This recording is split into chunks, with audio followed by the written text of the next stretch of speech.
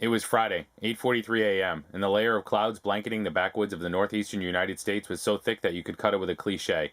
The cattle were grazing on what grass could be found on a chilly March morning, but that's no cause for alarm as that's what cattle do. My partner is a Pioneer PL518X. The boss is a Marantz 2238B. My name is LJ.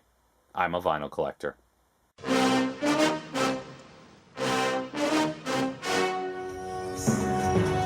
What's going on, vinyl community? It's LJ, and it's time for another vinyl update. This time, it's all rock and roll, baby. There's no metal to be found in this stack, but what this is just a bunch of good old rock and roll. Anything from 1980, I believe, is the earliest, all the way up to 89. There's one cheat in here, and we'll get started with that as soon as we show what's playing. Tonight, it's the cult night around here. We got Sonic Temple going in the background. This is an amazing album. The cult can do no wrong. Let's just face it. It is what it is. So, the one cheat from 1990. This is an album that just came in. It's Fish. So, of course, you got to give a nod to Marillion with a recent obsession. Gil, King's drummer, actually had done a little bit of legwork and picked this up first. This is a French press, but a French press for the German market, and here by virtue of Germany. This is a copy that I turned up on Discogs. It has a sticker here for Fish's German tour dates. 1990. Check out this gatefold. So I'll just wax and wane poetic while you look at the gatefold. Fish's first solo album after splitting from Marillion. This is from 1990. It's a French press. And listening to this, it's a fantastic album. Makes me realize just how integral Steve Rothery, the guitar player for Marillion, is to Marillion. I had kind of always looked at it as it's either Marillion with Fish or Marillion with Steve Hogarth on vocals. But you know what? If Steve Rothery is not there on guitar, it's like Guns N' Roses without Slash. Do you know what I mean? So this is a Marillion album with Fish singing, even though it's not. But it's not because Steve is not shredding away and doing his Steve solos. It's amazing to listen to it and say, great Marillion album, even though it's not. What's missing? Steve Rothery. So the best parallel I could think to draw would be Guns N' Roses without Slash. He's just got such a unique tone that without him, it's not Marillion.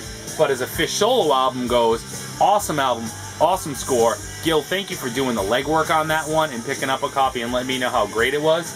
I could not wait to get my hands on it. Next, staying right in the 80s. See, the 80s wasn't all Culture Club and Bananarama and Duran Duran and all that stuff. Even though that stuff's alright, and I know there's a lot of fans of it here in the VC, there's a lot of great 80s rock albums, and a lot of us know that. There's also a whole lot of great 80s metal albums, too. But this is Then Jericho. This is their first album, The Sound of Music. They may have had one other. I don't think they were one and done. I think there's one other. This is fantastic. You gotta check out the inner sleeve on this. Very cool inner sleeve, very cool album. Then Jericho is very much anthemic. Big drums, definitely some keyboards happening, not too many.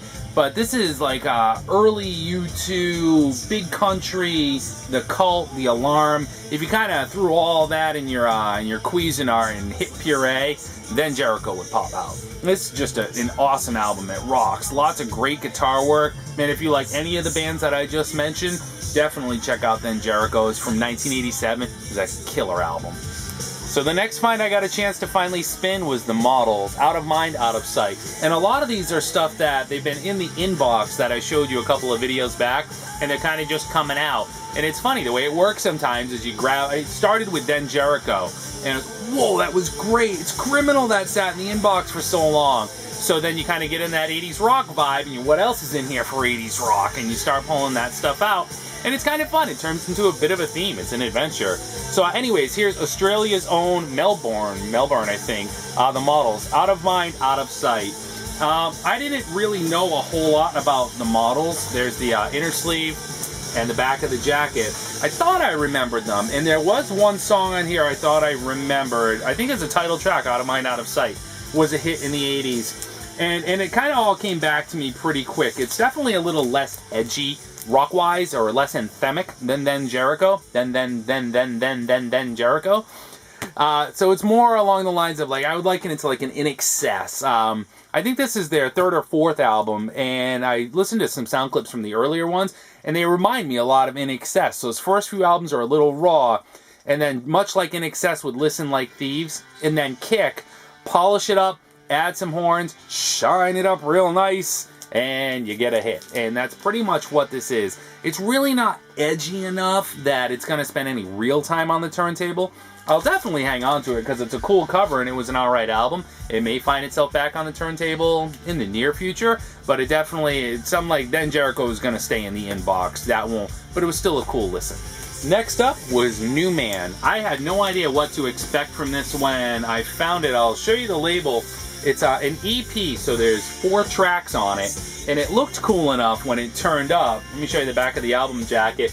And what this ended up being was a Boston-based new wave band. I don't know if I'd go with new wave. It's a private press. It's on Kazatron Records. They had one full-length album that followed in 1986. It's from 85 on Epic Records. And you know what I would say? It's definitely synth-driven. This is synth-happy. Synth pop. It was like soundtrack caliber 80s pop. You know, there's a lot of great 80s soundtracks out there. I don't think anyone would dispute that. Anything they do on this would fit on Pretty in Pink, Weird Science, The Breakfast Club. It's just soundtrack caliber 80s rock. Synth-driven, definitely lots of that going on. It was alright. If I found their full-length release cheap enough in the bins, I would grab it. Again, it's one of those, much like the models, it's probably not going to spend too much time on the turntable, but being a private press in an EP and looking cool enough, and I don't know why that said cool, it's just red font on a black cover. I don't know, but it was alright. It's definitely worth checking out if you turn up a cheap copy. 1980, Canada's own The Kings. This is The Kings Are Here. This is their debut album. The Kings Are Here. Here's the inner sleeve. First of all, check this out. I wasn't too familiar with the Kings. I thought I remembered the name, but come on. Kings is like the A's. It could be anything. So check this out. You know, I looked at it and I'm like, okay, this guy is looking for love, and this guy is trying to give it to him telepathically. I love you. So I was kind of like, what is the deal? And then I looked at the inner sleeve. This is on Elektra. And a couple of things caused me to pick this up. First of all, it's produced by Bob Does This Guy Ever Sleep Ezrin. 1980 means he was 4 years off Destroyer and had just finished producing The Wall. So Bob Ezrin was on fire. So how bad can it be? It turns out it's 1980. I would call it pop punk, kind of like The Clash, or The Clash and Cheap Trick. Something along those lines. If those two bands had a baby, you'd have the Kings. This was recorded at Nimbus 9 Studios in Toronto. So shout out to everyone up in Canada. Tell me what's going on. It was actually a really good album. I was surprised. I dropped the needle. I was like, wow. It's got this great raw rock sound to it. From what I read, the quick research I did while I was listening to it, got to know more about them. I guess they're still playing. I don't know if it's all still the original members. I guess there's 1 or 2 other releases and then a live CD that came out, 5 years ago, but it was recorded in the 80s. Anyway, if you dig The Clash, definitely worth checking out. This one will stay in the inbox for quite a while. It's going to keep Then Jericho company. Next up, 1984, King. But it's another King. It's not the Kings. It's Paul King. And this is Paul King's band, King. First of all, check out Paul King. Check out that haircut and that getup. And you tell me in 1984 chicks didn't go cuckoo over this guy. Hell yeah, they did. That's what I should have been dressing like in 1984. But mom wouldn't buy me the jacket. Anyways, very cool album. This was new wave pop rock, kind of all combined into one.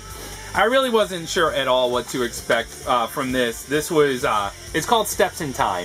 It's from 1984. It was free. You know, I was at the record shop, and I don't get there often because it's pretty far away.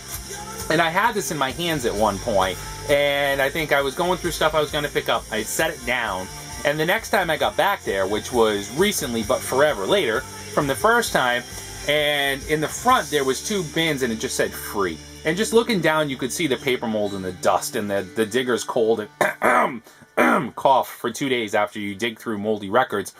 And I kind of held my nose and thumbed through the first few. The King album was sitting in there. I'm like, what is this doing here? This is the one I had in my hand months ago. I don't know if somebody in the shop found it sitting out and threw it in the bin or what the deal was, so I grabbed it. It was free. You know what? It wasn't bad at all. Paul King has like Ian Astbury like vocals from the Cult, kind of haunting. And this sounds a lot like, you know, if Duran Duran and the Cult crossed, it'd kind of be somewhere in there. Some jangly guitars, definitely some keys and some horns, not overdone at all. You know, much like In Excess Kick, they're all over the place. It's not quite like that. It was a really solid listen. It's definitely one I can imagine spinning again, and was worth picking up for zero. Next up is Billy Satellite, 1984. This is a promo copy. Yeah, promo copy. Nothing special about the label, just straightforward EMI capital. Billy Satellite, 1984. This is AOR of the highest magnitude. It's just tons of huge guitars, party-ready rock. Not like Motley Crue party-ready rock, but, you know, this is...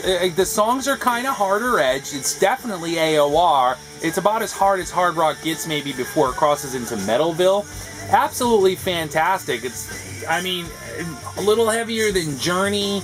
So definitely on the hard rock edge. I can't come up with the right comparison for it. But it was just an excellent album. A lot of excellent, epic guitars, hard pounding drums, real great AOR. You know, if it kind of, I don't have a record player in my car. Actually, I have a cassette deck in my truck. But I think if you had this CD in your car or a cassette, the next thing you could expect would be Tawny Katane.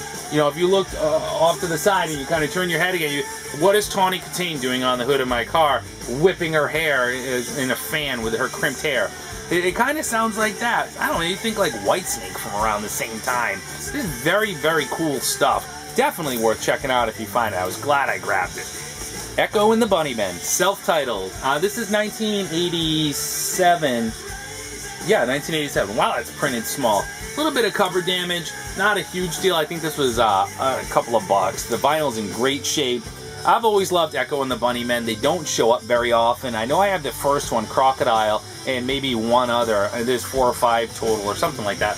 This is the last one, and then they broke up. So this was right around the same time that they let out that moody eyeliner-infused cover of The Doors' People Are Strange from the Lost Boys soundtrack, which is alright. But this is so polar opposite from that song couldn't at all be reflective of this, and that's kind of what I expected. I hadn't heard Echo in ages when I picked this up. This is just, again, anthemic, definitely huge drums, very moody for sure. But it's more melodic. You know, it's funny. It kind of reminded me. A lot of things go back to U2 for me when I'm listening to 80s rock. I love early U2. I can't stand anything after the Joshua Tree. This kind of sounds like Echo's Joshua Tree. In all fairness, both bands started around 1980. They both had some early raw records. And then right around the same time, 87, 88, they both cut this different sounding record from anything they had done.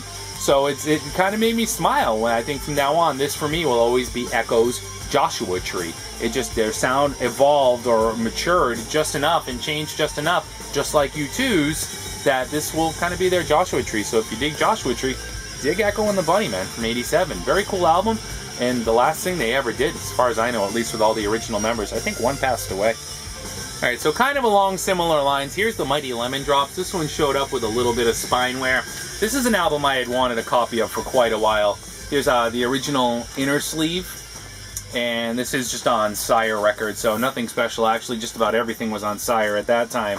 But the Mighty Lemon Drops, I loved. They were just straight ahead modern rock, college rock, lumped in that bin.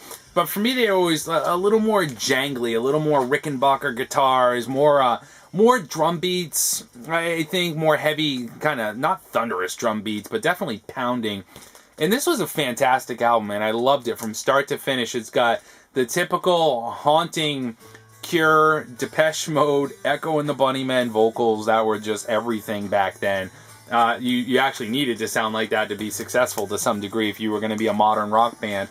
And that's exactly what this is. So it's peppy all the way through. It's definitely anthemic. It's just another fantastic, straight-ahead English rock record. Definitely worth checking out. So as I continue to try to put these away in between so they don't fall on the floor, this is one that I found I had no expectations for. I kind of looked at this and I said, Dave Davies, The Kinks. Cool cover.